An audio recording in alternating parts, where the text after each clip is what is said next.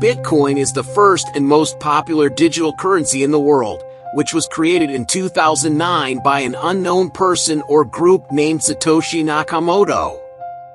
This digital currency works based on blockchain technology, which is a distributed system for recording transactions. Many people believe that Satoshi Nakamoto, the creator of Bitcoin, owns the most Bitcoins in the world, but Satoshi has not disclosed the amount of Bitcoins he owns to the public, and it is estimated that he has about 1 million Bitcoins. At the time of writing this report, the approximate value of this asset is estimated at $28 billion. So who can own the most Bitcoins in this world? Is Satoshi lying? Are there brokers and demons behind this cryptocurrency? Can we also invest in this cryptocurrency? Do those who mine this currency own most of these currencies? In this video, we are going to focus on this video and find out the answers to all our questions. Hello, my name is Abbas, and welcome to the Black Mastery Box channel. I try to make the best video and the highest quality video with the good family of Black Mastery Box. So, if you are not a member of our family, I suggest that you become a member so that I can increase your general information from 0 to 100. Bitcoin is the first and most popular digital currency in the world, which was created in 2009 by an unknown person or group named Satoshi Nakamoto. This digital currency works based on blockchain technology, which is a distributed system for recording transactions. Bitcoin, the world's largest digital currency with a market value of more than $540 billion, is currently the world's most popular digital currency for investment. In this report, we introduce people and companies that have the most Bitcoins in the world. Before studying this discussion, I think it is better to address a more important issue and know the history of this important cryptocurrency. Bitcoin is a type of electronic money through which you can send money to any part of the world or use it to buy goods.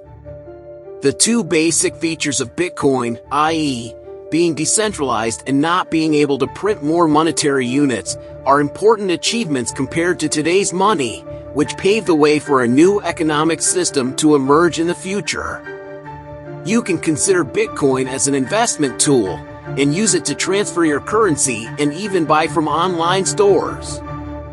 The different uses of Bitcoin are perhaps the most important reason and the best answer to the question of why you should learn more about Bitcoin. So far we have understood what Bitcoin is. Now we need to know who controls this currency. Unlike today's money, whose supply and distribution are under the authority of the government, this digital currency is not under the control of any particular person or company. People who will enter the network of this digital currency must accept the rules of this network. These rules are in the form of programming codes that are visible to everyone on the internet.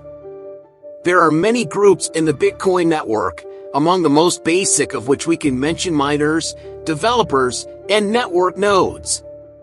Each of these groups has a specific task in the network. For example, miners perform the work of confirming the transfer of Bitcoins, which is also called a transaction, in the network. Developers are voluntarily responsible for improving Bitcoin software and its features.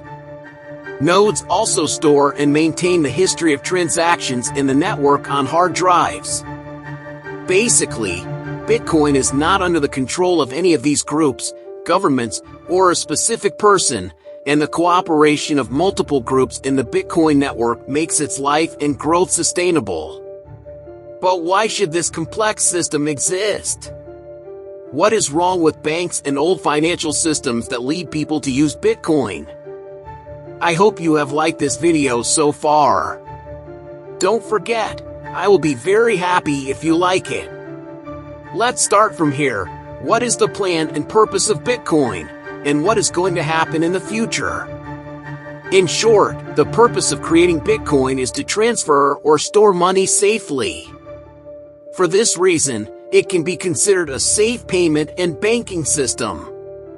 Basically, Bitcoin has given the control of money to individuals, and with a special password called a special key, only the owners of these keys can spend and transfer Bitcoins.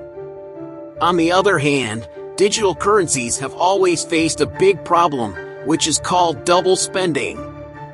This issue does not exist in paper and physical bills. For example, you could not use the money you used to buy a TV again to buy another product. But in the digital world where you can copy everything with the click of a button, it is important to avoid double spending. If the digital money is like a file, you will be able to spend it in two separate parts at the same time, and by the time the sellers find out about this, you will be done with your purchases. For this reason, before the emergence of digital currencies, there was often a central organization to check people's balances to prevent this from happening. But with the emergence of this digital currency, the existence of a central organization disappeared and the analysis of transactions is done by all members of the network. So another important goal of Bitcoin is to solve the problem of double spending without trusting someone else. So now, how to buy Bitcoins and in what way? Buying Bitcoins is mainly done through online exchanges or sellers. You will be able to buy Bitcoins through bank cards, credit cards, or some other digital currencies. In general, the process is as follows. Finding a reliable seller, online exchange, or real person. Depositing money to the seller's account and giving the wallet address to receive Bitcoins. Some sites have their own wallets. Is buying Bitcoin good for the future? What is your opinion? Let's address this question as well. If you know someone in your acquaintances who talks about Bitcoin and issues related to it, you probably have this question: should I buy Bitcoin too? Just one reference to the ever-rising graph of this currency in its several years of history is enough to make you decide that today's Bitcoin is always more valuable than yesterday. But this is wrong thinking and may cause trouble for you. Basically, this issue gets heated among people and the media when the price of Bitcoin increases greatly. Such a price increase will introduce a wide range of people to this phenomenon, and a large number of them will buy it when the price increases. The result of this buying wave, as it has been seen a lot, has been the experience of many losses and the loss of many capitals. When everyone rushes to buy Bitcoin, that's exactly the time you should avoid buying it. In addition, you should know and be familiar with what you are buying. So your decision to buy and invest comes from your belief in the future of this technology. In the end, you should first know Bitcoin, clear your doubts about it, and if you believe that it has the potential to become money and fulfill its goals, buy it at the right time. So far, we have found half of the answers to our questions. Let's talk about which companies or individuals these Bitcoins belong to, and which exchanges have the most transactions. The largest holders of Bitcoin can be categorized into private users, businesses, organizations, and anonymous wallets. The list of users who have the most Bitcoin holders is constantly changing with the change in the price of Bitcoin. Most Bitcoins in the world belong to two wallet addresses that are connected to Binance and Bitfinex exchanges. The holder of the most Bitcoins connected to the Binance exchange has 250,597 Bitcoins with a value of about $7 billion. In other words, this person owns 1.3% of all Bitcoin supply in the world. The wallet connected to Bitfinex holds about 0.9% of Bitcoins in circulation. The identity of the owner of the second wallet with the largest number of Bitcoins is unknown and has 140,165 pieces of this popular digital currency. Now it is better to know which companies have this currency. Based on the company's portfolios, it can be said that the four companies MicroStrategy, Galaxy Digital, Voyager Digital, and Tesla have the largest Bitcoin reserves in the world. Before I mention these companies, if you have liked the video so far, don't forget to subscribe. 1. MicroStrategy.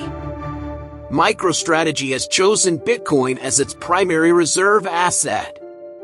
This company provides services related to business intelligence, mobile software, and cloud services, and its CEO is one of the whales of the crypto market. MicroStrategy has a total of 132,500 Bitcoins in its reserves.